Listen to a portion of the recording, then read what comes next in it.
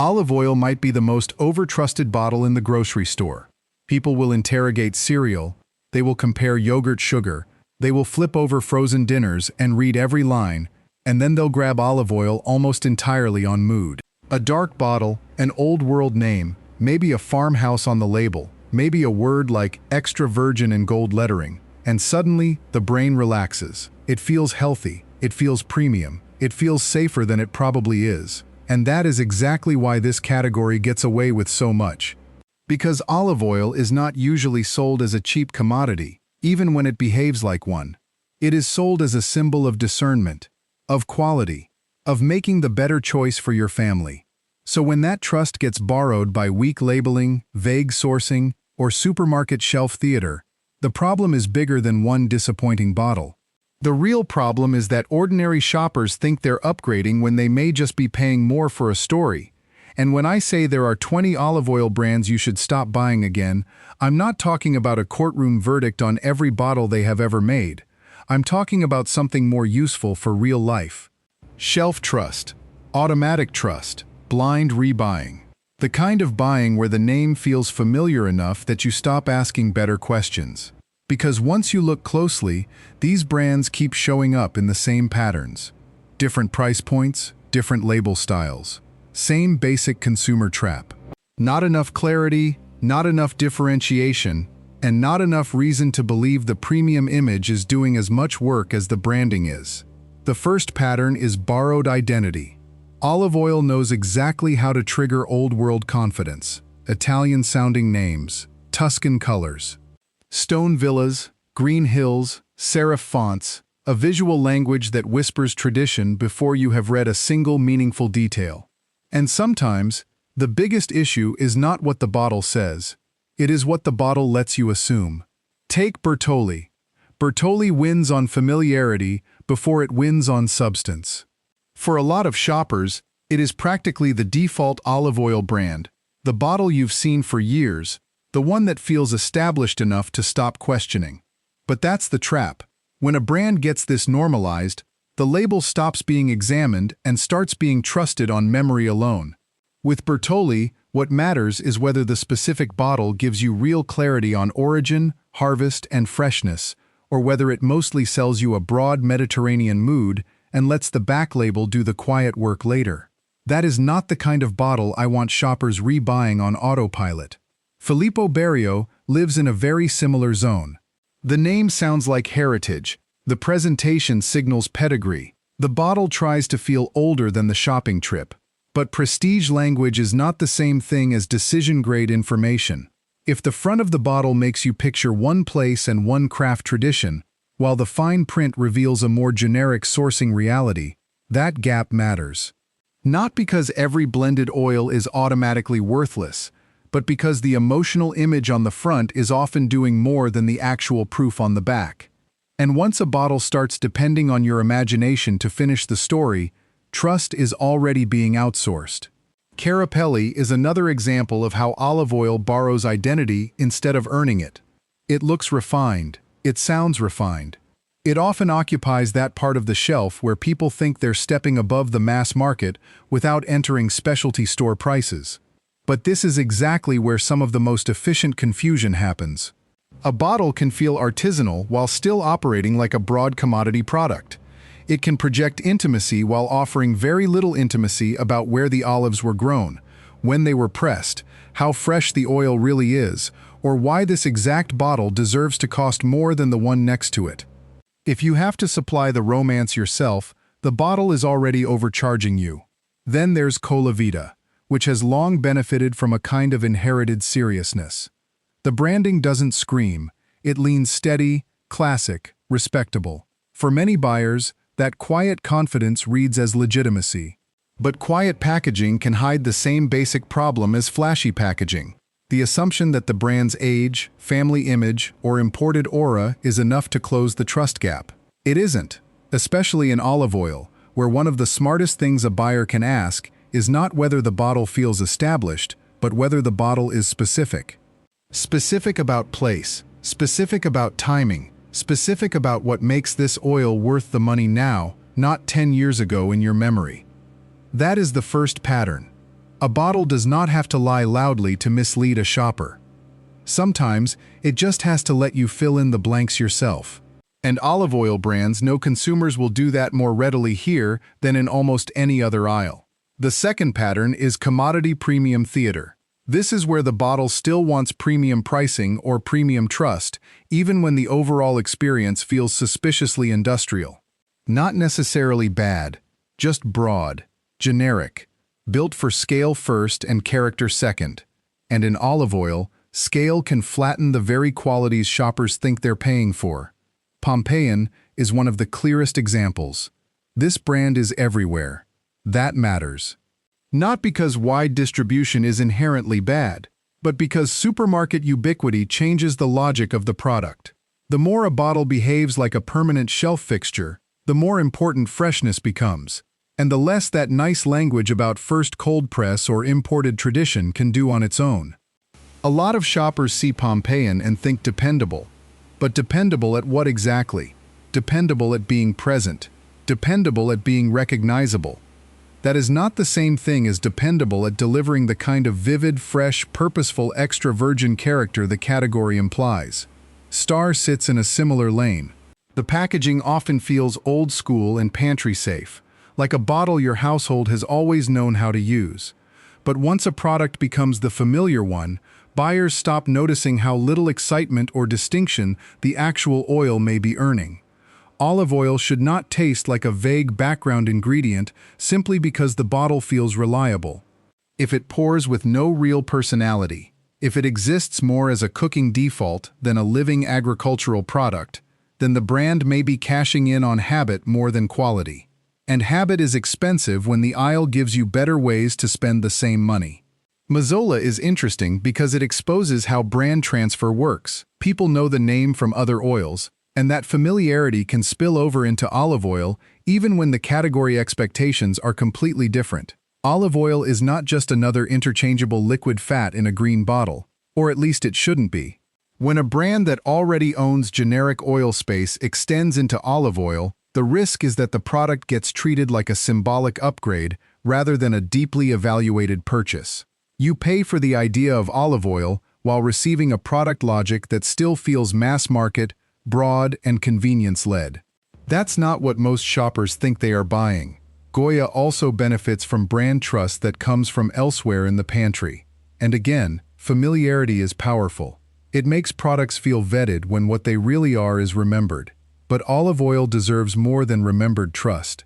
It deserves actual scrutiny. If the appeal of the bottle comes mostly from the parent brand's identity, cultural visibility, or shelf authority, that's not enough, especially when the average consumer reaches for olive oil expecting not just utility, but a cleaner, more premium, more intentional ingredient.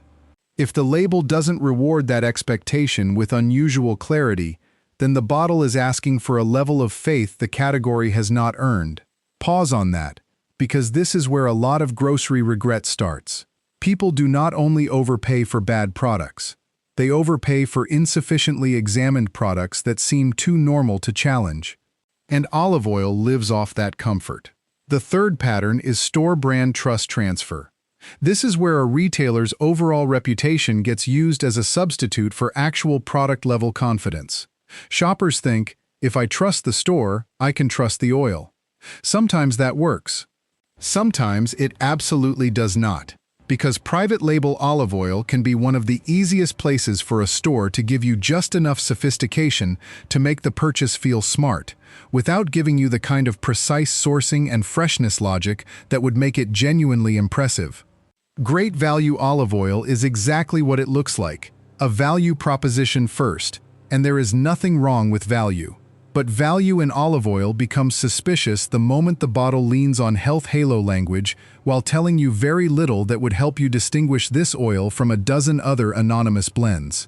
If the main selling point is simply that it is cheaper and vaguely Mediterranean in identity, then the product is not really teaching you how to buy well. It is teaching you how to accept less certainty because the price softened the question. That's fine for napkins. It's weaker logic for olive oil. Amazon Fresh runs on convenience, which is one of the strongest emotional shortcuts in modern grocery buying. It is there, it is easy, it feels efficiently chosen. But efficiency and transparency are not the same thing. The danger with a bottle like this is not dramatic scandal. The danger is that the product becomes frictionless before it becomes convincing. You click because it seems decent enough.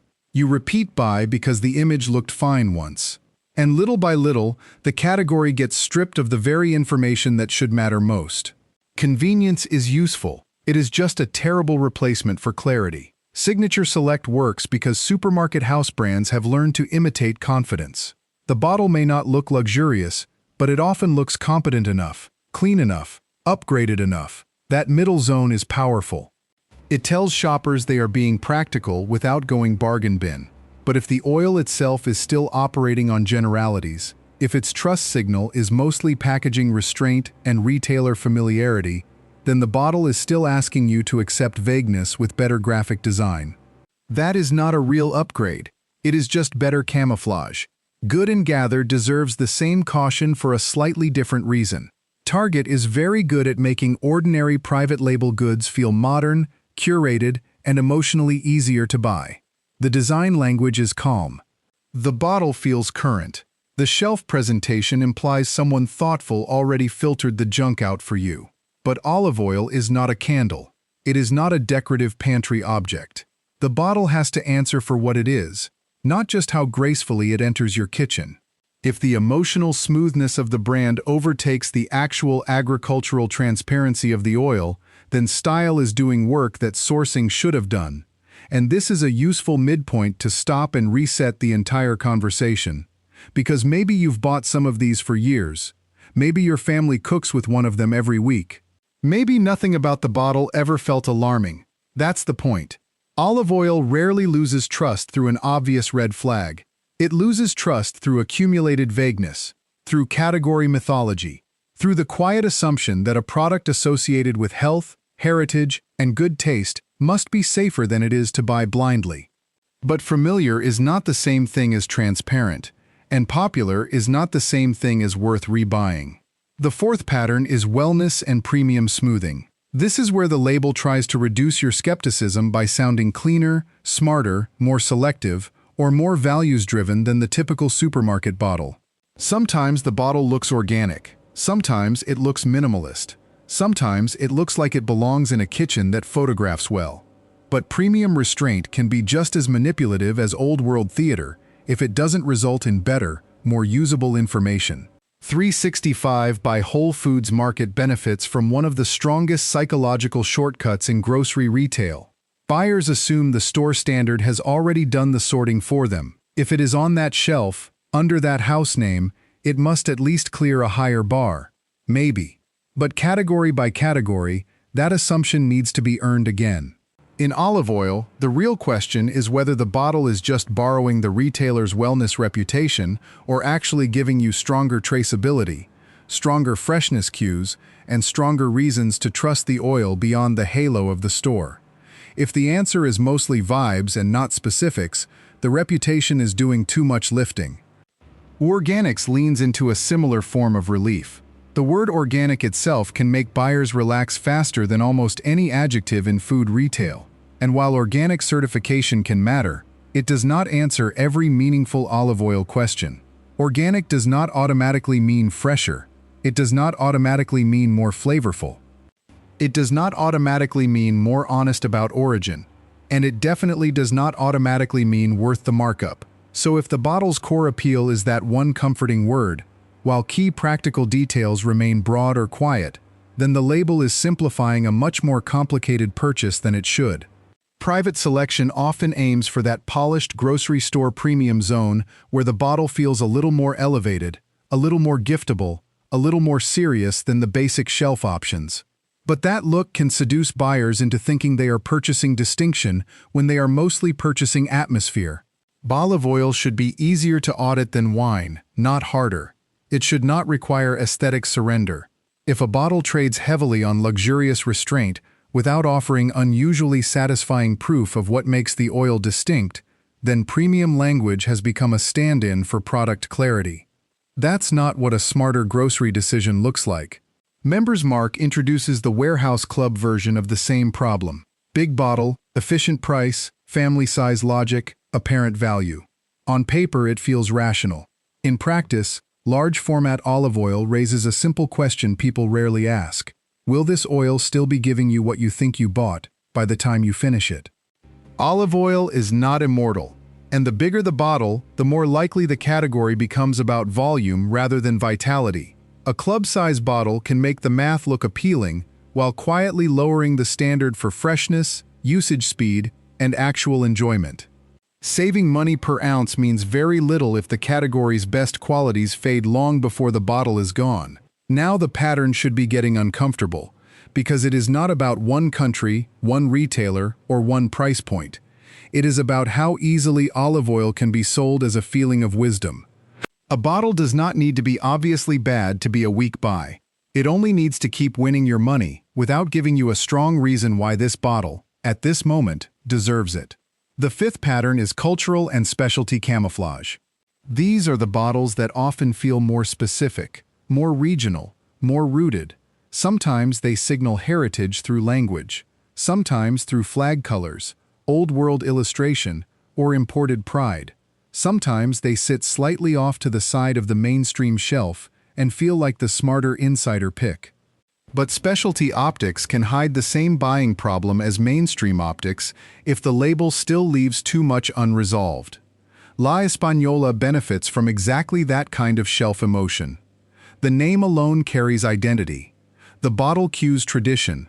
The buyer feels like they are stepping into something more authentic. But authenticity by atmosphere is still atmosphere.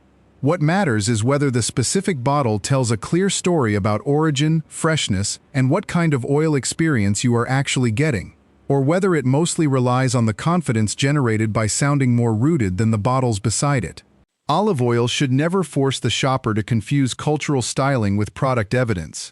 Iberia has a similar advantage in households that already know the brand across other pantry staples. That family of recognition can make the olive oil feel more tried and true than it really is at the bottle level. Again, not because the product must be terrible, but because the label may be winning trust through familiarity, identity, and pantry association more than through strong, practical olive oil-specific reasons. If I am paying for a category that people buy to feel more intentional, I want more than an imported image and inherited household recognition. I want the bottle to meet me halfway. Mezzetta is another brand where the broader grocery identity can lend weight to the olive oil in a way that deserves a second look. A shopper sees a familiar specialty food name and assumes the olive oil will carry the same care, the same curation, the same seriousness. But cross-category trust is lazy trust. An olive oil bottle cannot live forever off the reputation of peppers, jars, condiments, or shelf-adjacent sophistication. It has to justify itself as olive oil. If the bottle feels more like a nice pantry accessory than a clearly articulated agricultural product, then it may be selling comfort instead of confidence. And then there's Bono, which on paper sounds exactly like the kind of bottle buyers want to believe in. Traditional name, imported identity, a sense of legacy. But legacy can become a smokescreen when the bottle knows the shopper is already leaning in emotionally. That is a recurring issue in this category. The more the label resembles what people wish olive oil always was, the easier it becomes to skip the harder questions. How direct is the sourcing story? How current does this bottle feel? What evidence of freshness or specificity is actually visible? Is the product giving you information, or is it letting aesthetics perform credibility on its behalf? So there are your 20 names: Bertolli, Filippo Berio, Carapelli, Colavita, Pompeian, Star, Mazzola, Goya, Great Value, Amazon Fresh, Signature Select, Good and Gather, 365 by Whole Foods Market, O Organics, Private Selection, Members Mark, La Española, Iberia, Mezzetta, and Bono. And the deeper point is not that these labels all fail in exactly the same way. They don't. The deeper point is that they repeatedly live inside the same trust problems. Borrowed heritage, commodity premium theater, retailer halo, lifestyle smoothing, specialty camouflage, different shelf costumes, same consumer weakness being targeted. The desire to feel like we made the smarter choice without having to inspect the category too hard. Now here's the relief part, because the answer is not to become paranoid and stop buying olive oil. The answer is to stop rewarding bottles that depend on your assumptions. There are better alternatives, and more importantly, there are better buying behaviors. If you want 5 places to start, these are the kinds of options that usually make more sense. First, Cobra Estate. Not because every bottle is magically perfect, and not because a brand name should ever replace scrutiny, but because this is the kind of producer that tends to make the conversation easier instead of harder. The packaging and positioning more often point you toward origin, harvest identity, and freshness logic instead of asking you to surrender to old-world fantasy. That matters. A good olive oil should feel like somebody wants you to know where it came from, not like somebody wants you to stop asking. Cobra Estate usually feels closer to the first version of that relationship. Second, California Olive Ranch's 100% California line specifically, not just any bottle wearing the broader brand name. That distinction matters a lot, because one of the smartest upgrades a shopper can make is moving from a vague, multinational story to a more bounded one. A domestic single origin or tighter origin bottle is simply easier to evaluate. The goal here is not national loyalty. It is decision clarity. When the sourcing story narrows, the mental fog tends to narrow with it. And in olive oil, fewer moving parts usually means fewer opportunities for branding to outrun understanding. Third, Partana. This is a useful counterexample because it does not always perform premium in the polished, lifestyle-heavy way modern olive oil branding often does. It can feel more workmanlike, more direct, more practical. That's good. The oil world needs more bottles that behave like ingredients and less like mood boards. A strong, recognizable house-style packaging that feels built for use and a reputation for being what it is, rather than pretending to be everything to everyone, makes more sense to me than another elegant bottle whose main talent is looking expensive on a counter.